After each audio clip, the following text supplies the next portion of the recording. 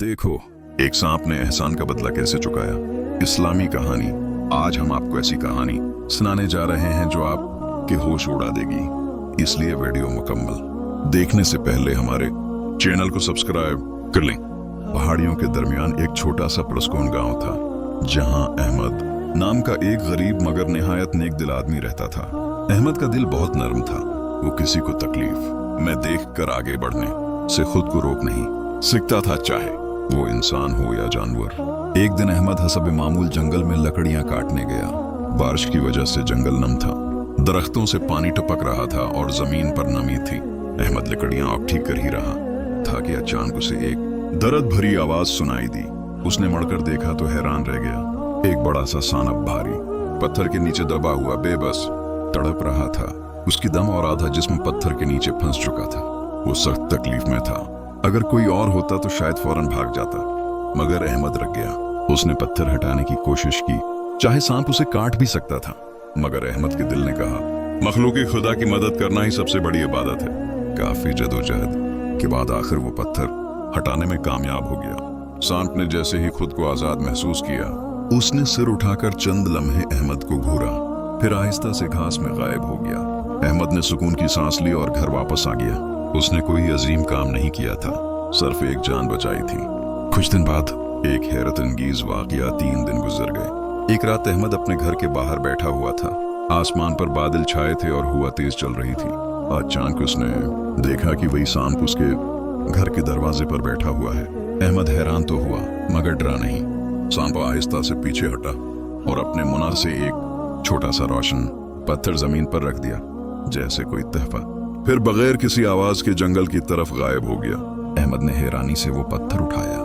वो कोई आम पत्थर नहीं था, बल्कि कीमती चमकता हुआ नगीना था, जैसे उसमें रोशनी कैद हो। अगले दिन वो पत्थर गांव के इमाम साहब को दिखाया।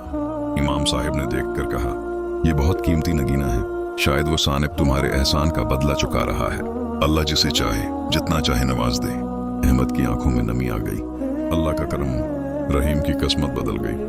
अहमद ने वो नगीना बेच दिया। इतने पैसे मिले कि घर का खर्च पूरा हो गया।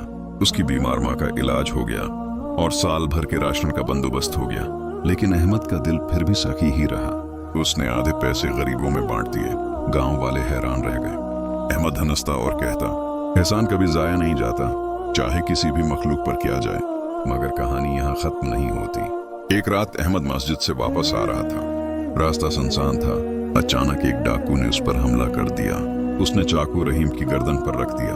अहमद ने भागने की कोशिश की, मगर डाकू बहुत तेज था। इसी लम्हे घास में से वही सांप निकला। उसने झट से डाकू की टांग पर काट लिया। डाकू दर्द से चीखता हुआ जमीन पर गिरा। चाकू हाथ से छूट गया। अहमद सहम गया, मगर साथ ही हैरान भी। सांपो उसके करीब आकर रख गया, जैसे खामोशी से कह रहा हो, नेकी कभी रायगा नहीं जाती। अहमद की आंखों से आंसू बह निकले। उसने झुककर सजदे में गिर कर कहा, या अल्लाह, तूने एक सानिब को भी मेरी हिफाजत का वसीला बना दिया। एहसान की वो रात। अगले दिन पूरा गांव अहमद के वाकयात सुन रहा था। लोग हैरान थे कि एक सानिब भी एहसान समझ सकता है। अहमद ने मुस्कुराकर कहा, दिल का मामला अल्लाह के अख्तियार में है। जिस जान पर भी रहम करोगे, अल्लाह इस रहम को लौटा देगा। और ये बात उसकी पूरी जिंदगी का सबक बन गई। सबक, मोरल ऑफ द स्टोरी, नेकी कभी जाया नहीं जाती। अल्लाह हर एहसान का बदला किसी न किसी जरिए से जरूर देता है। चाहे सामने इंसान हो या जानवर, रहम करो। अल्लाह के नजदीक सब मखलूकात अहम है। मुश्किल वक्त में मदद वहीं से मिलती है जहां इंसान सोच भी नहीं सकता।